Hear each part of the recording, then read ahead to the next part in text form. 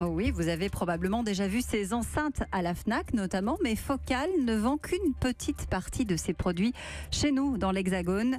Elle est pourtant bien d'ici, stéphanoise. Bonjour Sébastien Dumas, merci d'être avec nous sur Europe 1. Bonjour. Vous êtes le directeur de la marque et de la communication de Focal. Alors je le disais, Focal c'est Saint-Étienne évidemment.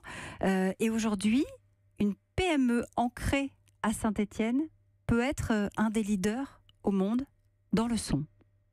Alors oui, c'est une entreprise qui démarre à Saint-Étienne, qui fabrique à Saint-Étienne, mais qui a un énorme rayonnement international puisque on fait quasiment 80% de notre chiffre à l'export. Oui, vous êtes numéro 1 des enceintes acoustiques aujourd'hui. Alors notre cœur de métier, c'est de faire des haut-parleurs. Et ces haut-parleurs, nous les utilisons pour faire des enceintes acoustiques pour la maison, pour faire des haut-parleurs et des amplificateurs pour l'automobile, pour faire des casques, pour faire des moniteurs de studio d'enregistrement, pour faire des barres de son, y compris pour sonoriser des studios de radio, comme le vôtre. Évidemment. Comment est-ce que ça démarre cette aventure ? Je crois que c'est en 1979.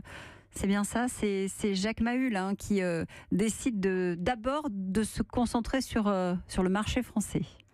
Alors, effectivement, nous aurons 40 ans l'année prochaine. Oui, c'est un bel âge. C'est un bel âge, exactement. L'histoire commence d'un seul homme, Jacques Mahul, passionné de hi-fi, qui, après avoir fabriqué des enceintes pour les copains, décide de mettre ce produit sur le marché et d'être totalement dans la créativité, avec beaucoup d'innovations technologiques, de nombreux brevets qui vont jalonner l'histoire, et pour nous amener aujourd'hui à être un groupe qui regroupe 400 personnes et qui pèse 92 millions d'euros de chiffre d'affaires. Comment est-ce qu'au fil des ans, il a réussi à finalement transformer ce groupe ? Parce que c'est un domaine qui bouge tout le temps, le domaine du son. Effectivement, vous parlez des brevets, il faut toujours inventer, toujours innover. Alors, il faut être condamné, nous sommes condamnés à être malins, oui, parce qu'il y a de nombreux acteurs dans ce milieu-là. Après, nous avons la chance d'être à la source de la musique, puisque nous accompagnons les artistes et les ingénieurs du son en studio d'enregistrement. Et puis, nous diffusons dans la rue, au travers des casques, dans les voitures. Et donc, puis, vous connaissez à la maison. Les besoins, c'est important. Alors, tout est centré vers l'expérience client et le plaisir d'écouter.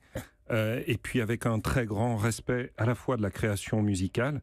L'idée, ça n'est pas de transformer le message du créateur, mais simplement de le diffuser avec le maximum de respect et de qualité.